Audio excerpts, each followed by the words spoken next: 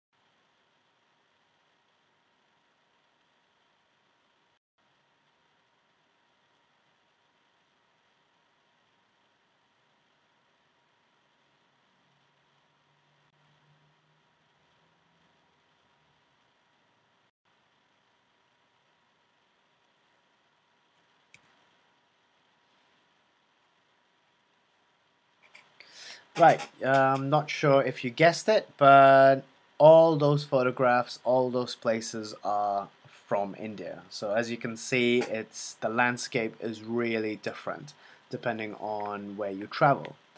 Now, it's not only the landscape that's different, it's also people of India look different. We have different fashion, different dressing sense, our skin color is different, facial features are different, depending on which part of the country you're from.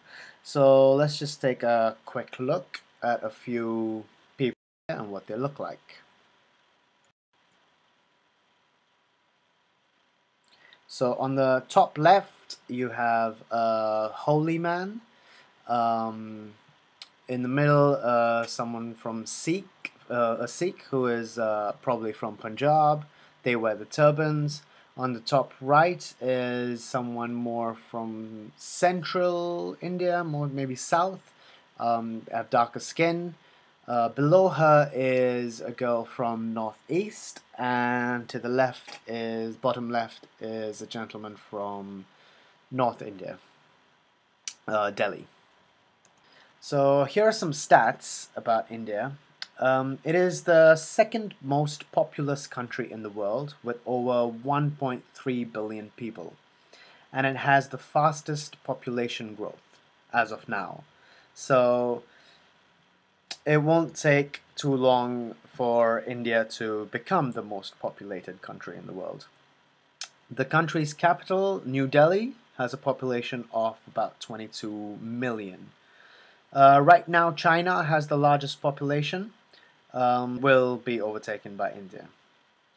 India used to be even bigger, used to be an even bigger country until 1947, when India split and Pakistan was formed, and then Bangladesh a bit later.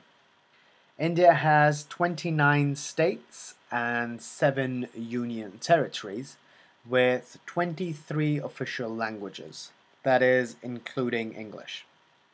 I know how to speak 3 of these languages. There are, however, 122 languages spoken by more than 10,000 people, and there are 30 languages spoken by more than 1 million people. And if you count all the languages that are spoken in India, it comes up to 780. India is a secular country, which means you are free to practice whatever religion you want or you follow. But the majority of Indian people are Hindus, with 80% Hindus. You have 14% Muslims, 2% Christians, 2% Sikhism, and about 1% Buddhists. So this is obviously just a rough number.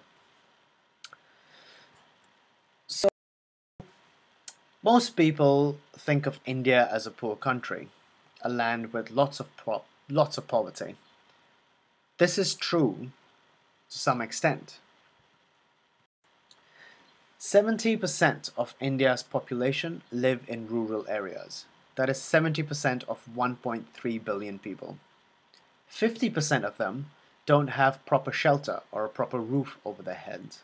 So it's just made with tin or something that can fly away in a storm. 70% of those don't have access to decent toilets.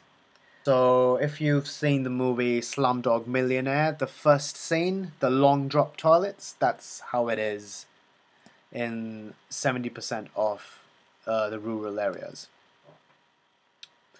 35% of households don't have a water source nearby, which means they have to travel for a long time to get water. 85% of villages don't have secondary school, so you only study up till primary school and then you get straight into working, or you have to go to a city or another town. And over 40% of these villages don't have proper roads connecting them. So yes, India does have a lot of poverty. Let's look at the largest slum in India. It's called Dharavi. It is in Bombay. It is the 3rd largest slum in the world. It has a population of roughly 700,000 people, but it's not exactly confirmed. It is one of the densest areas in the world. There's an average of 1 toilet per 1,450 people. It is highly multi-religious and a multi-ethnic settlement. But even though it is a slum, it is one of the most interested in India.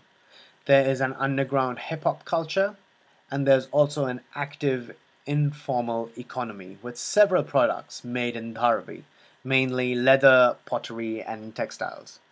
It is estimated that the annual turnover is over $1 billion US. So that was looking at the poverty in India. But India is also a very rich country. There's a lot of wealth. It is the fastest growing major economy. It is the third largest economy in the world. But the difference between the rich and the poor is a lot. The richest 1% own 58% of the entire country's wealth. This is the richest man in India, Mukesh Ambani. He has a net worth of $22.6 billion. This building that you see here is not an office, it's not a hotel, it's a residence. It is the most expensive private residence in the world. It's the second most expensive residence after the Buckingham Palace. This is called the Ambani House. It has 600 rooms and 27 floors with 600 staff. The number of people living in this house range from 5 to 10 depending on who's visiting, but it is basically for one family. So you roughly have 100 rooms for one person. It is ridiculous. The slum that you saw, Dharavi, that's about 30 minutes from there. So the difference between the rich and the poor is huge.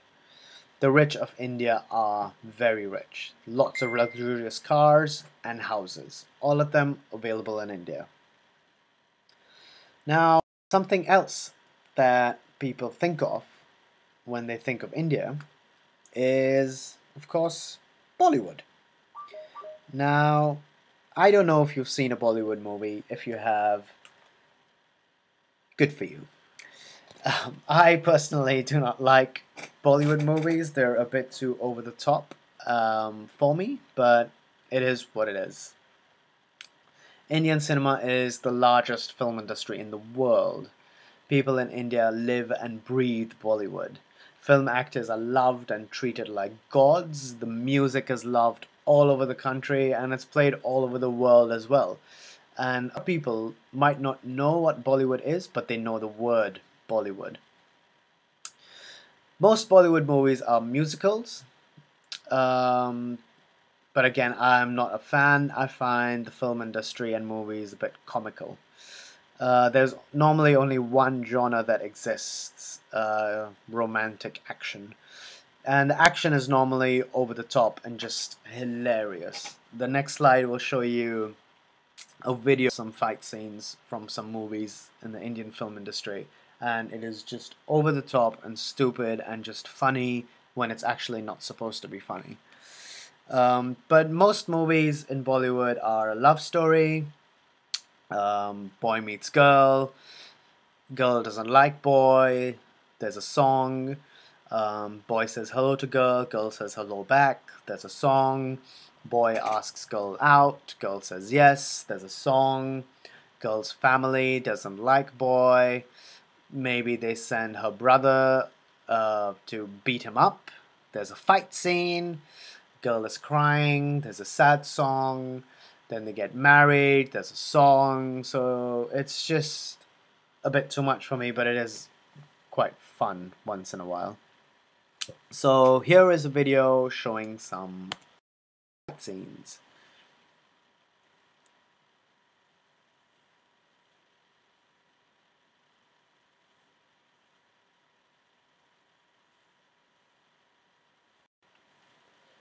Now, what most people don't know about India is that India has a very big underground alternative music and art industry. These are things that you don't expect from India. There is lots of street art and street art festivals in India, lots of music festivals as well that happen around the year. So first, have a brief look at this video. It shows a street art festival that happens in a few cities in India. This one is just focusing on one. You don't have to watch the entire video, just have a look and browse through.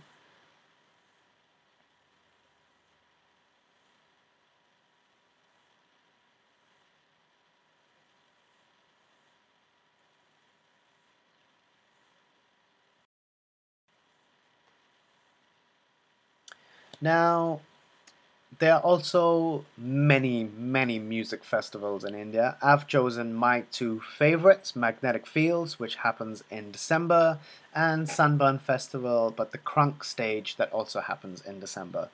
Magnetic Fields is a festival that happens in a palace where the prince actually lives there. Amazing. If you have a chance, just go to their website, just search for Magnetic Fields India and you'll find it. Sunburn Festival happens in Goa, which is also called the party capital of the world. Beautiful, beautiful beaches, amazing parties, and they have a massive festival called Sunburn, which all the big artists from around the world come and play. It's huge. They have many stages. One of them is called Crunk, which is on alternative bass music, which is what I like. So just have a quick look at the after movies for both these festivals. You can go Magnetic Fields first and Crunk at Sunburn second. And yeah, I'll see you after that.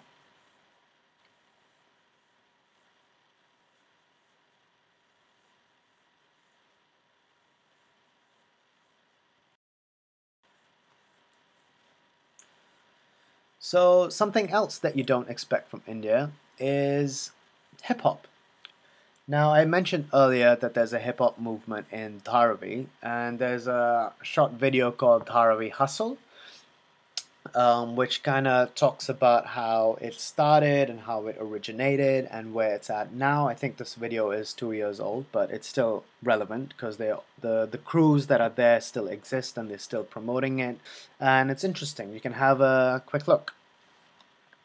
The other video is a Cypherholic, which is a breakdance battle that happens every year.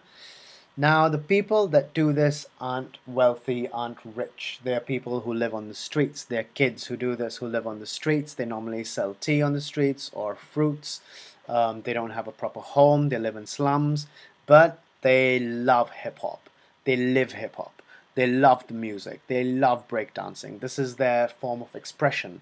And it's really exciting to see hip-hop originate from these places, just as how it originated in the US from the poorer areas of the country rather than the rich. So have a go through the Dharavi video and the Cypherholic video.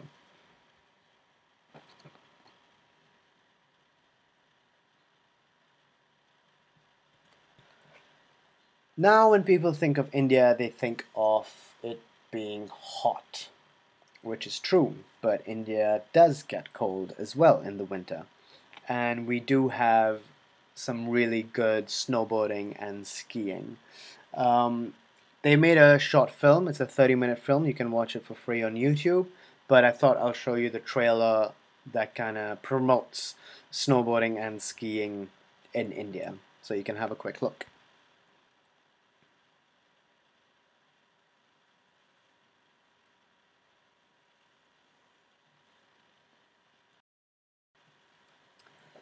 So as you can see, that there is a lot to do, a lot to visit, a lot to see, and it's all very different depending on which part you go to. And I do recommend taking 6 months, if you can, from your life and going and visiting India. If not, just go, even for a week, 2 weeks, whatever you can. Go visit India, experience the country, experience the culture. It's amazing. There is, however, one thing that is basically the same no matter where you are in the country: traffic. So to finish off, I'll show you a quick video that kind of shows a traffic intersection in India. You'll notice that there are no traffic lights and people are going in whatever direction they want to. So I hope you enjoyed the lecture, watch the video, and thank you.